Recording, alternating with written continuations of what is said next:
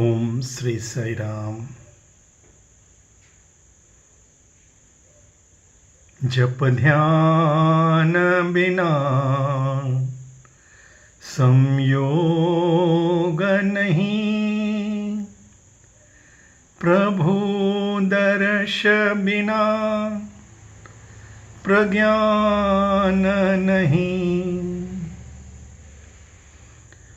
दया धर्म बिना सत्कर्म नहीं, भगवान बिना कोई अपना नहीं।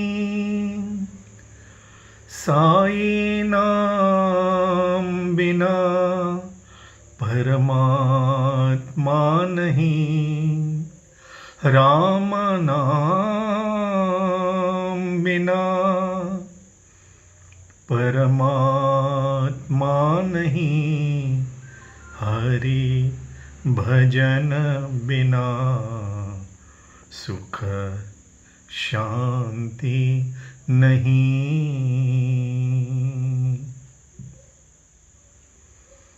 ओम Shri Sai Ram.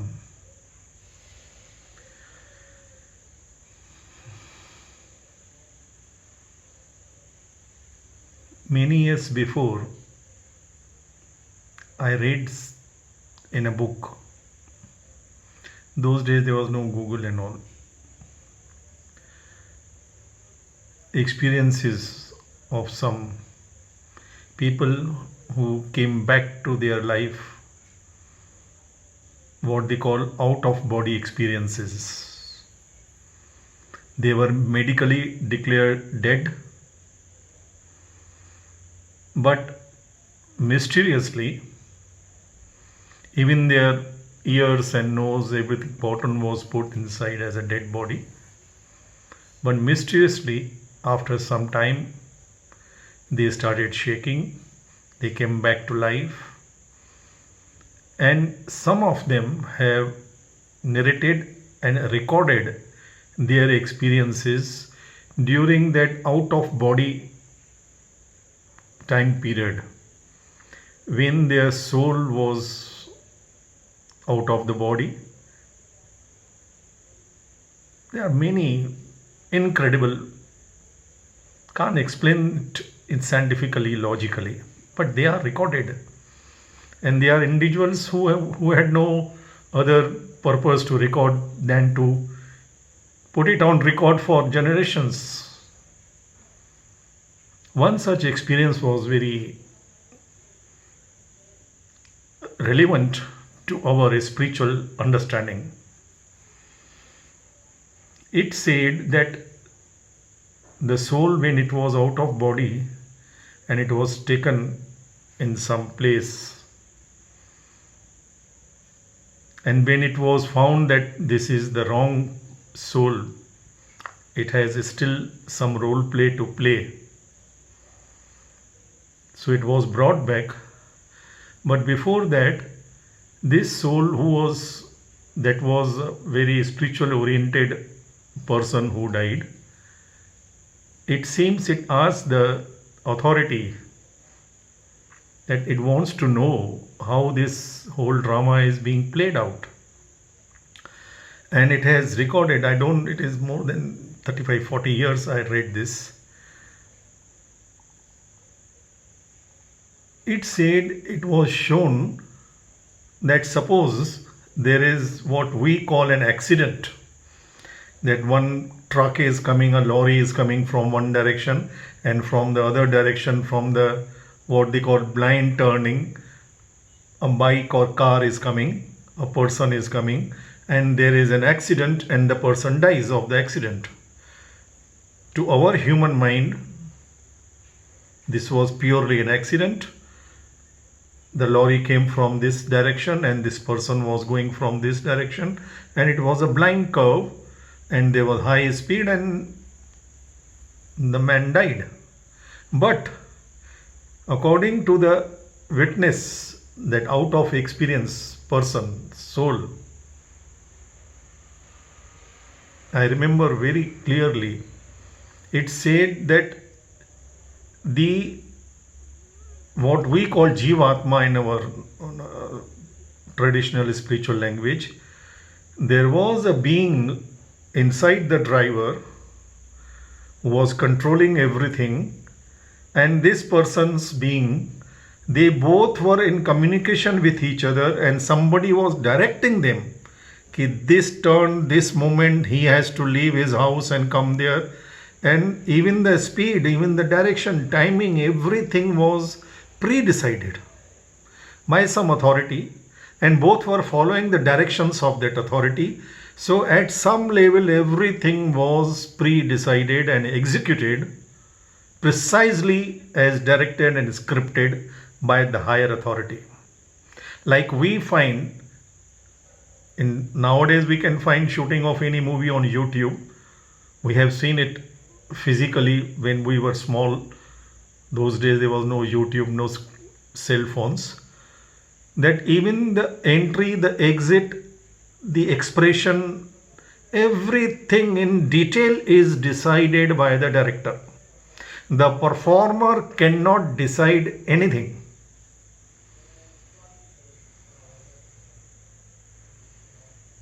Performer has only to follow the direction and perform. Every detail, even the delivery of the dialogue, the tone of the dialogue, the words, not only the words, even the expression. Everything is decided and directed by the director. The script is ready. The entire script is there. Nobody comes on the sets without the script and the storyline and dialogue being ready. So also there is a divine director who decides every moment, every movement. Even if we go rewind our own lives, where were we born? We never decided our parents. Neither did our parents decide that we should be born to them. We did not decide the place, the country, the region, the religion. Nor did our parents decide. No one. The moment you are born in some country with some religious family, immediately the tag is given, the citizenship is declared. If you are born in America, you are a born American. Born in India, you are a born Indian. If you are born in a Hindu family, you are a born Hindu. Who decides? And if our birth, and if we rewind honestly, if we have that memory, if I rewind my childhood, I find everything, every incident. Our parents migrated from Pakistan. They had big lands, they were landlords in Pakistan. They had a theatre also. But they came empty-handed, nothing. Only their dress on, clothes on, that's it. They never knew where they will be going, nothing. They had no clue of this part of the world, the Bombay or India or Thana or Ulhasnagar or Chembur. Swami once, 13th of January 1993, my son Harshvardhan was in 7th class. In primary, being in 7th class is senior boy because it is from 1st to 7th. 8th you go to the secondary. So the senior boys are selected by Madam, Headmistress Auntie, to go along with birthday boys from 1st, 2nd or 3rd standard, whatever. And my son came along with another boy, 2 senior boys and 2 junior boys with birthday trays. Very unusual. Swami called all of them after throwing the chocolates, going around. After the interviews were over, normal, everything was over. Swami just called these 4 boys inside the interview room. 2 from the 7th class, my son and another person, and 2 small boys. It was very unusual for Swami to call primary boys for the interview. Open door and just Swami started talking to them. And Swami focused on my son. He was like a farm boy. He was a OT boy, so from November to December end, 2 months holidays for them. And so it's for 93. He was already in Puttaparthi. So Swami called them, and then Swami asked this, my boy, my son Harshvardhan, who's your father? Where is your father? He said, Swami, you are my father. Now this is a typical answer any primary boy would give. Swami said, hey, I'm asking about physical father. Swami, you are my physical father also. Because my son by now, he knew, he was now 7th standard, means 12 years, 13 years. So he knew how he was born with the command of Bhagwan. Conception starts from this moment. And we had told him the entire incident. So he knew that physically also he was conceived with command of Swami. Conception starts from this moment. Inside the interview room, he told my wife. In my presence and my mother, Swami called us for interview. So he knew. He said, Swami, you are my physical father also.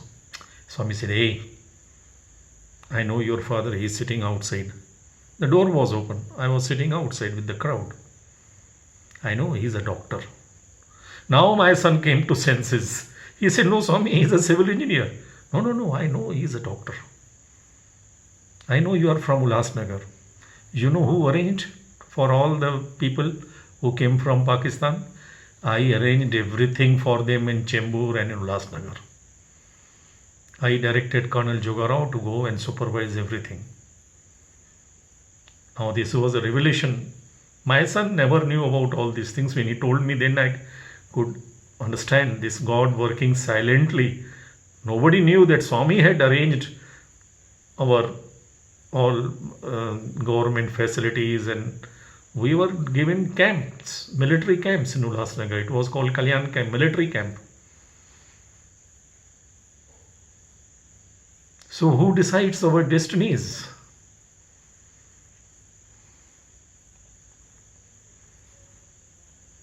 Everything in detail is decided by some highest authority. The entry, the exit, the dialogue, even the costume, the camera angle, even the delivery of the dialogue, even our co-stars, who's to play what role, even the villains. Even the truck is coming from this direction, this person who was dead and whose soul was observing, he found everything was pre-planned, as if director is telling this person, now you come forward, you come from this side, and now there is going to be like accident, you have to kill him, like we see in the movie. We know that nobody is actually killed. So this is some big movie going on his biggest screen. And so many serials, so many movies are going on. Every individual has his own story. But nothing, even the rains, the floods, the wind, everything, as we see in the shootings, the director that decides, even the direction of the wind, even the amount of the rain, even the floods, everything is decided by the director. Performer is given freedom only to give his or her best performance. And to give the best performance, the performer has to come on the sets with awareness. If he is or she is drunk, then he cannot perform. If he is arrogant and he thinks that he can deliver whatever he wants, he cannot perform to the satisfaction of the director. So say also, we all are his performers. That is why Swami said, you are not my puppets, you are my performers. And the performer, a good performer, is one who always keeps in touch with the director. Even if a dance performer who performs on the stage, her one eye, from the corner of the eye, she will be observing the guru who will be giving talam, the music, everything. Performer will never have that arrogant that I can know whatever I want and I know how to deliver.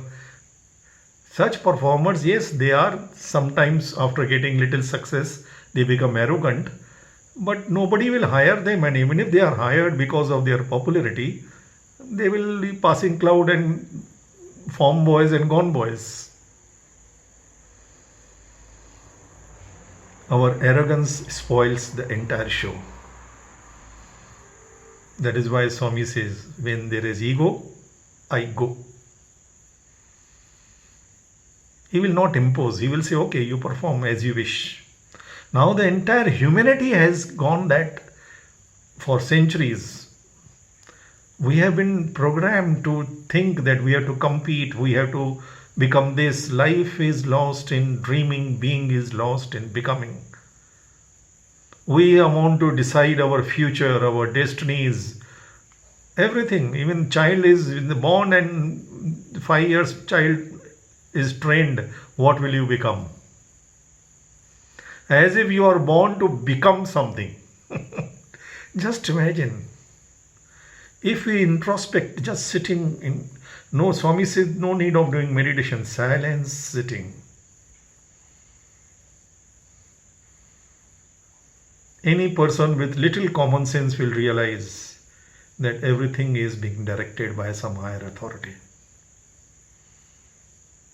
In details. Swami told one minister, S.B. Chavan, he had come 93 in Whitefield on Ishwaramba Day. He was complaining to Swami, in spite of so many Bal Vikas classes and EHV, we don't find this, that. Swami in his discourse said, there is no mistake in my creation, in my srishti. Mistake lies in your drishti, your vision. You cannot comprehend the whole picture. We are like that 7 blind people touching the elephant and giving our own judgments about the elephant. We cannot comprehend the entire situation. For that, awareness is required. Pragyanam Brahma. This worldly knowledge is only information. We are well informed. We are well trained. That's it. That is the purpose of today's education. That is the limit of our education. We don't get awareness. Awareness is knowing the entire situation. Then you know the light, you are in the light. Then you are aware of the entire situation. You can comprehend, then you don't get confusions.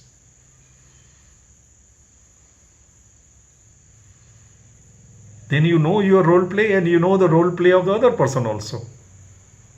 Then your performance, if the artist does not know the reaction of his or her co-star, his performance will not be up to the mark. Even if he is delivering dialogue alone in front of the camera, he knows how to deliver only because he knows the role play of his co-star. What will be the reaction of the other person? To comprehend that, one has to be in constant touch, what Swami called CIA, constant integrated awareness. And that is not a very difficult, it is not rocket science. We get confused because we have been programmed like this. On the contrary, to lead worldly life, it is full of confusion. We do not know. Many times, every day we are at the crossroads, what to do, how to say, shall I go, shall I not go, shall I say yes, shall I say no. We are confused in every situation. Even the so-called biggest CEOs or prime ministers or whatever the scientists, whatever you name them, ask them honestly. They get confused on the small things. And they will always go wrong. 99.999% their decisions will be wrong. Then they will keep correcting. Whole life is gone. Life is lost in dreaming. Being is lost in becoming. They never actually enjoy the life. Life is a game, Swami says. Play it. Be like a sports person. Play it. Don't take it seriously.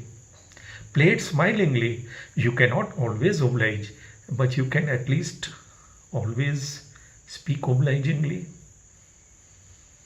Swami used to tell in public discourse to his staff and officials, you are not Alsatians dogs to bark.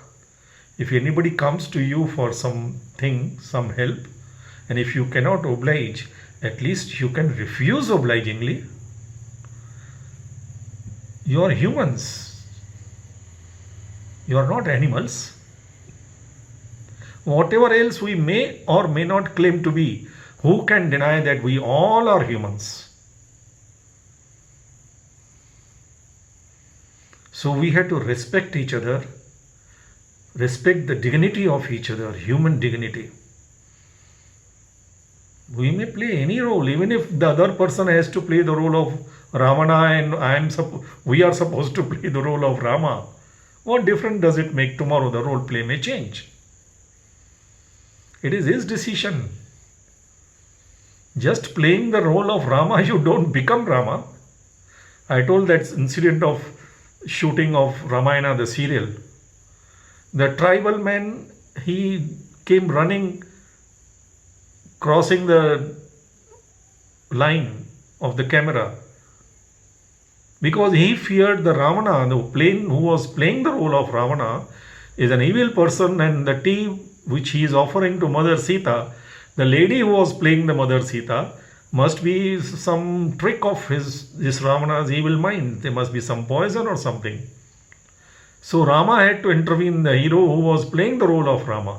So this tribal person said, okay, Rama, if you are telling all this, so I agree.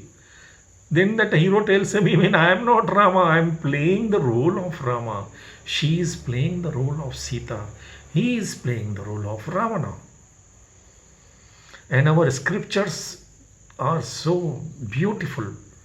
We know in our scriptures it is described very clearly that Ravana, what was he actually? Ravana knew all along who Rama is. Rama knew all along who Ravana is. Yet they played their role so perfectly well. Without hating each other, they fought with each other. When Rama invited Ravana, because to start the war, he wanted right Muhurtam, the right time to start. So there was no Brahman available there. So he invited Ravana, and Ravana gave him the timings, the Muhurtam. You start your war about this, and you are sure to succeed. You will kill Ravana and the entire army. Then Rama asks him, when you are so sure that I am going to kill you, then why you are waging a war against me? He said, that is my role play as Ravana. This is my role play as a Brahman. I am telling you this. Such awareness is lacking everywhere today. That is why there is confusion, hatred, killings, enmity, revenge, because we do not know our role play, and we neither know our role play nor do we know the role play of our so-called opponent or co-star or a villain or a hero or the heroine, whatever. Once we get that awareness that my wife is playing the role of my wife, I am playing the role of husband to my wife, my enemy is playing the role of my enemy, and my friend is playing the role of my friend. The one who hit me is the one who is feeding me. I told this story, let me repeat it. There are many beautiful Chinnakathas Swami has given. Once, during those days, Ramakrishna Paramahansa, we all know that he used to train young monks, including Narendra, Swami Vivekananda. So these monks would go every day with their bowl and they had to beg. That is the tradition those days. They'll go door to door, beg for their food. So these monks would go to villages and they had to shave their head and put only one tag. So the village boys, small boys who will be playing, they will make fun of these sannyasis. They will pull their dhoti just out of fun sake. There is nothing. These kids because those days there was no TV or any big games available. So they will make their entertainment out of anything. So these boys, when they saw these sannyasis, 4 sannyasis going, because they were looking very strange with their dress and shaved head and everything. So one boy, out of just fun, they started throwing stones at them, just like chasing. As the boys have this in village, they used to chase even dogs just for fun's sake. So one stone hit this point on that sannyasi, the young boy, and this point being very sensitive, and the stone was small but very sharp, and the throw was so perfect and powerful with force that that boy, the sannyasi, he fell down unconscious. Now all the villagers gathered, and these boys got frightened, so they ran away. So one old lady, she was very wise. She brought one little bowl of hot oil and a small cup of hot milk with a spoon. And ladies would not touch the sannyasis in the tradition, so she gave it to another boy, sannyasi, and told her, you apply this at his feet and massage it properly, so for the blood circulation. They had this common sense. So he started massaging, and this person started moving, shaking little bit, but still he was not opening his eyes. So the lady said, you put 1 spoon of that hot milk, the warm milk, in his mouth. So slowly he will start regaining the consciousness, and keep talking to him. Don't allow him to go into unconscious stage. That also, this common sense that lady had.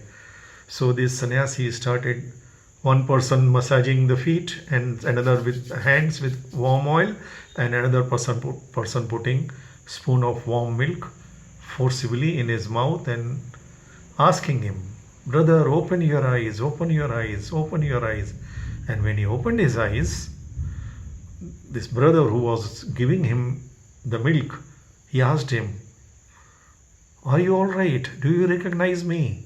Are you able to recognize? Are you able to see me? Are you recognizing me? Just to confirm whether he has got his consciousness back. This person says, yes. Who am I? Who am I? The one who hit me is the one who is feeding me.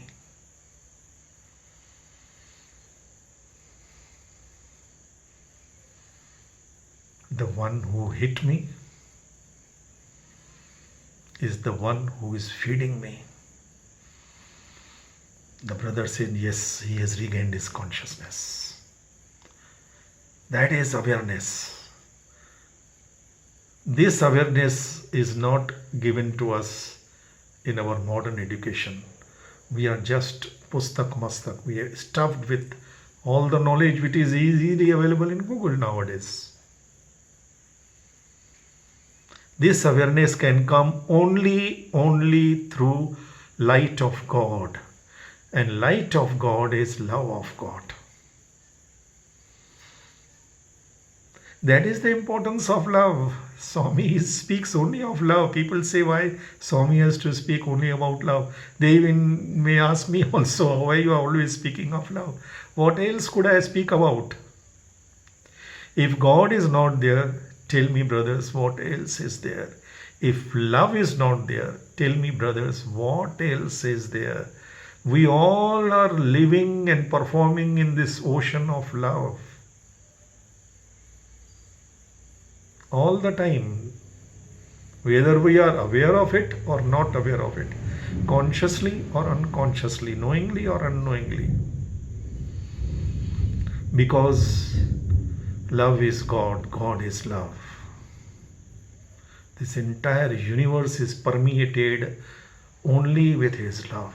There is nothing else. And in the end, let me declare the supreme ultimate truth. We may talk in details next time. To say that God is in everything is only half the truth. The complete truth is that God is everything. Jai Bolo Bhagwan Shri Satya Sai Baba Ji ki Jai.